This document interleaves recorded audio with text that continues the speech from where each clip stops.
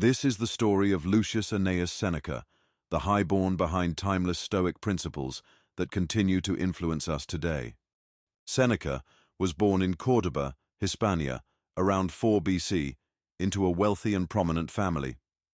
His father, Seneca the Elder, was a well-known rhetorician, while his mother, Helvia, was a woman of intelligence and virtue. From an early age, Seneca was immersed in an environment that valued education, rhetoric, and philosophy. As a young boy, Seneca was sent to Rome, the heart of the Roman Empire, where he was educated in the traditional disciplines of rhetoric and philosophy. The Rome of Seneca's youth was a city of immense power, wealth, and cultural vibrancy, but it was also a place of political intrigue and moral decadence. Amidst this complex backdrop, Seneca was introduced to Stoicism, a philosophy that would profoundly shape his life and thought. Under the guidance of Attalus the Stoic, Seneca began to explore the teachings of Zeno, the founder of Stoicism, and later those of Chrysippus and Posidonius. The Stoic philosophy emphasized rationality, self-control, and the belief that virtue is the highest good. For Seneca, these teachings resonated deeply, offering a path to inner peace amidst the chaos of Roman life. However, Seneca's path was not without challenges. His early years in Rome were marked by a constant struggle with ill health, a condition that would plague him throughout his life. Despite this, he dedicated himself to his studies, developing a sharp mind and a keen sense of ethics that would later manifest in his writings. As Seneca matured, his intellectual prowess and rhetorical skills earned him a prominent place in Roman society. By the time he reached adulthood, he had become a respected figure in Rome's intellectual circles. But it wasn't long before he found himself drawn into the complex and often perilous world of Roman politics. Seneca's political career began under the reign of Emperor Caligula, where his eloquence almost led to his execution. Caligula, reportedly jealous of Seneca's oratory skills, was dissuaded from ordering his death only because Seneca's frail health made him seem unthreatening. This incident, though terrifying, did not deter Seneca. Instead, it reinforced his Stoic belief that a man is as miserable as he thinks he is. Seneca knew that true power lay in the control of one's own mind, not in external circumstances. His career continued under Emperor Claudius, but it was during the reign of Claudius that Seneca's fortunes took a dramatic turn. Accused of an affair with Julia Livilla, the emperor's niece, Seneca was exiled to the island of Corsica in 41 AD. His 8-year exile was a period of intense reflection and writing. It was during this time that he composed some of his most profound philosophical works, including Consolation to Helvia, written to comfort his mother after his exile, and Consolation to Polybius, a letter that reflects on the nature of grief and the Stoic practice of enduring hardships. Difficulties strengthen the mind, as labor does the body, Seneca wrote, capturing the essence of his Stoic resilience during this period.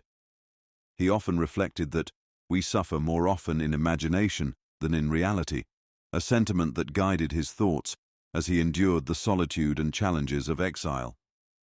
His Stoic philosophy taught him that no man is free who is not master of himself, and in Corsica he mastered the art of self-reflection and inner peace. Seneca's fortunes changed once more with the rise of Agrippina the Younger, the ambitious mother of Nero. She arranged for Seneca's recall to Rome, where he was appointed as Nero's tutor. As Nero's advisor, Seneca found himself at the height of power, but this position was fraught with moral dilemmas.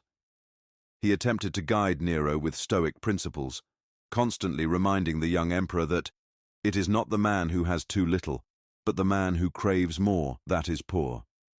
Seneca advocated for clemency, wisdom, and moderation, often counseling Nero with the belief that the greatest wealth is a poverty of desires.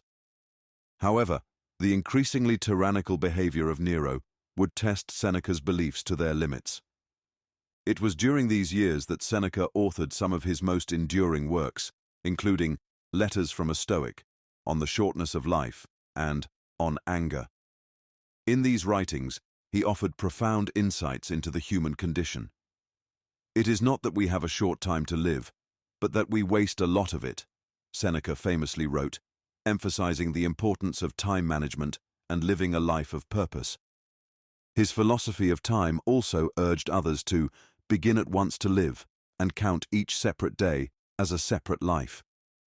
Through these works, Seneca encouraged his readers to embrace reason, cultivate virtue, and maintain inner tranquility regardless of external turmoil.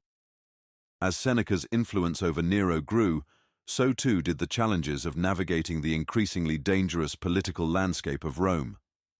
Despite his efforts to steer Nero towards a more virtuous path, the young emperor's descent into tyranny became inevitable. Seneca, who had once been at the pinnacle of power, found himself increasingly isolated, watching as Nero's reign became marked by cruelty and excess.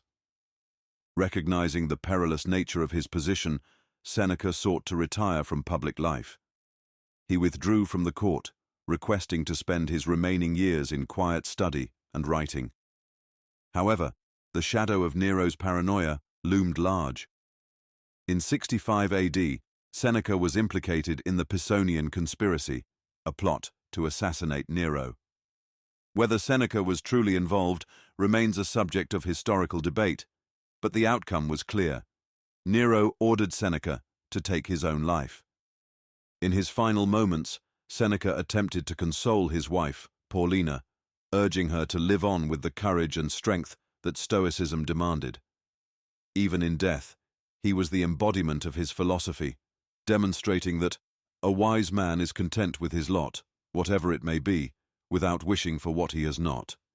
Even though no one should ever condone his action, which in fact amounted to an execution, it has to be said that Seneca remained a Stoic to the very end. Seneca's death was not the end of his influence.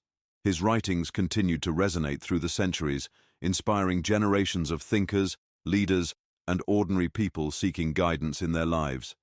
His works, from On the Shortness of Life to Letters from a Stoic, remain some of the most profound meditations on human existence, morality, and the pursuit of wisdom. Seneca taught that, as long as you live, keep learning how to live, a lesson that echoes throughout his work. His life, marked by both great success and profound adversity, serves as a testament to the power of Stoic philosophy to provide solace, direction, and purpose in the face of life's inevitable challenges. Even today, Seneca's words remind us that true happiness is to enjoy the present without anxious dependence upon the future. Seneca's life also serves as a reminder that even being born into a noble family and living a privileged life does not guard one from the perils and pitfalls of existence. Despite his wealth and status, Seneca faced exile, political intrigue, and the threat of death.